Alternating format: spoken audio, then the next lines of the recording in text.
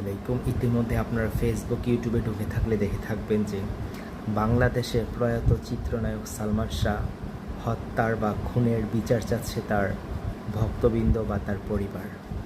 সে আমাদের মৃত্যুর, আমাদের জেনারেশনের, আমাদের জন্মের 2 থেকে 3 বছর আগে সে মারা গেছে, বাট তার জনপ্রিয়তা এখনও অনেক আধুনিক কালের নায়কদের থেকে অনেক তুঙ্গে। বাট সেটা বড় কথা নয়। তার মৃত্যুটা কিন্তু স্বাভাবিক না, এটা তার পরিবার মেনে নিতে পারছে না এবং তার ভক্তবৃন্দরাও পারছে না, তার মধ্যে আমিও পড়ি। তার মৃত্যুর যেসব আলামত ইতিমধ্যে প্রকাশ পেয়েছে তা কিন্তু কোনো স্বাভাবিক মৃত্যু না, বা সে আত্মহত্যা করবে তার সাথে কোনোটাই যায় না।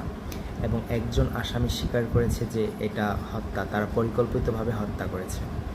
তো তার স্ত্রী আরও অনেকে। তো আমাদের একটা কথা, আমরা যারা যারা নিজ নিজ জায়গা থেকে যতটুক পারি, নিজ নিজ জায়গা থেকে আমরা যতটুক সাহায্য করতে পারি আমরা ততটুক করব। অনলাইনে হোক বা অফলাইন হোক, যে যেখান থেকে পারেন, যেভাবে পারেন, মেসেজে হোক, কমেন্ট হোক বা একটা শেয়ারের মাধ্যমে যে যতটুকু সহযোগিতা করতে পারেন অবশ্যই করবেন। কারণ সালমান শাহ একটা আবেগ, একটা ভালোবাসা।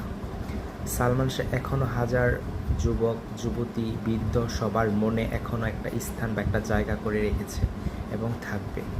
এবং মুসলিম ভাই হিসেবে তার প্রতি একটা ভালোবাসা তো আছে। আমরা সেই ভালোবাসা হিসেবে তার হত্যার বিচারটা যেন দেখতে পাই বা এর জন্য আমরা প্রতিবাদ করতে চাই।